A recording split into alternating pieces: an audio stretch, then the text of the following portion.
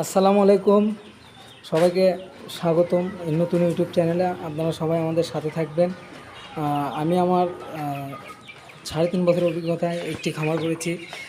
আমি 5টা মুরগি দিয়ে শুরু করেছিলাম, এখন মোটামুটি 100 মুরগি আছে। মাঝখানে মুরগি চুরি হয়ে গেছিলো। এটা আমার ব্রয়লার মুরগি। আমি একদিনের বাচ্চা নিয়েছিলাম, এখন বয়স হচ্ছে 20 দিন। এদেরকে খাবার দিচ্ছি।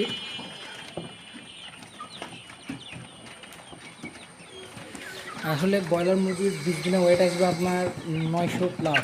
যদি এই গ্রেড ব্রয়লার হয়, আমারগুলো 900+ আছে এখন। আর আপনার এখন আমরা আলোচনা করব টাইগার মুরগি নিয়ে। আমাদের কিন্তু টাইগার মুরগি বা কালার বার্ড সম্পর্কে সবারই ধারণা আছে, তাও আরেকবার করে বলে দিই।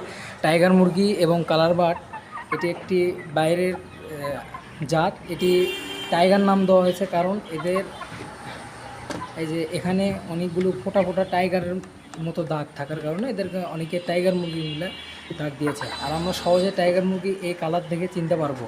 আর কোনো হাইব্রিড মুরগি হলে হওয়ার আগে তাহলে ওই দাগ না থাকলে সেটা হাইব্রিড হবে না, কারণ এই দাগ থাকতে হবে। এটা হলো টাইগার মুরগি চেনার সবচেয়ে বড় একটি লক্ষণ। আর টাইগার মুরগির পা অনেক মোটা হয়ে থাকবে। এই আর এটা একটা ব্রয়লার আছে, আমরা সেটা ব্রিড করাবো, দেখি তো কী রেজাল্ট পাই আমরা। আপনারা দোয়া করবেন, আমাদের সাথেই থাকবেন, সাবস্ক্রাইব করবেন চ্যানেলটি। এটা টাইগার মুরগির বাচ্চা আছে, আপনারা যদি নিতে চান তাহলে কমেন্ট বক্সে কমেন্ট করবেন।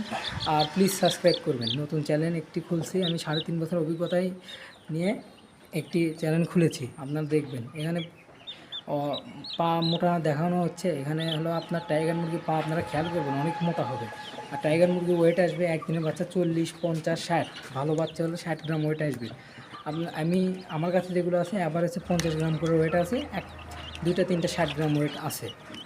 এটা হলো আমাদের 12 দিন বয়সী টাইগার মুরগি আর 15 দিন বয়সী মুরগি, দুই জাতের মুরগি আছে। আপনারা যদি নিতে চান আমরা সারা বাংলাদেশে ডেলিভারি করে থাকি, ডেলিভারি দেওয়া যাবে।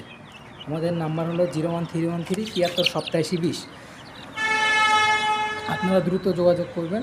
আমরা এখানে খাবার দিচ্ছি, টাইগার মুরগি দেখাচ্ছি, পা কেমন মোটা হবে সেটা দেখানোর জন্য। 12 দিন এটা আমার আব্বু শখ করে ফার্মি মুরগি কিনে দিয়েছিল। ফার্মি আমরা শখ করে পেলে থাকি, লালন পালন করি আমরা। এটা অনেক ছোটো ছিল। এই তো আজকে